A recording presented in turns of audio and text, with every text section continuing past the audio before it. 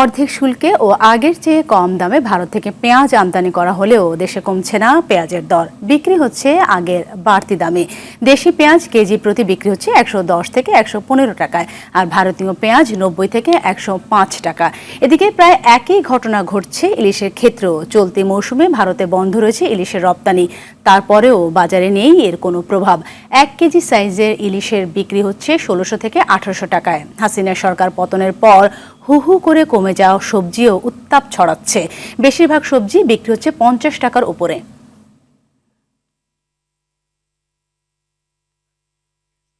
পেঁয়াজের দর কিছুদিন আগে 115 টাকা ছিল, এখন তো আজকে থেকে 120 টাকা, 13 টাকা করে আমাদের কিনাই আসছে। পেঁয়াজের দাম আরও বাড়তেছে। শুনলাম যে পাকিস্তানেতে পেঁয়াজ আসে, মিয়ানমারেতে পেঁয়াজ আসে, এখন তো দেখি যে আরও পেঁয়াজ আসার পরেও দেখি আরও দাম ঊর্ধ্বগতি। 1550 টাকা ছিল, হঠাৎ করে কেজিতে 200-100 টাকা বাইরে গেছে। বাইরে যাতে সেগুলো মানে 17 টাকা কেজি কিনতে হয়। 1 কেজি 100 গ্রাম বা 200 গ্রাম এরকম 17 টাকা কেজি কিনতে হয়। জাল ফেলাইলে মাছ কম পায়, এই জন্য মাছের দাম বেশি।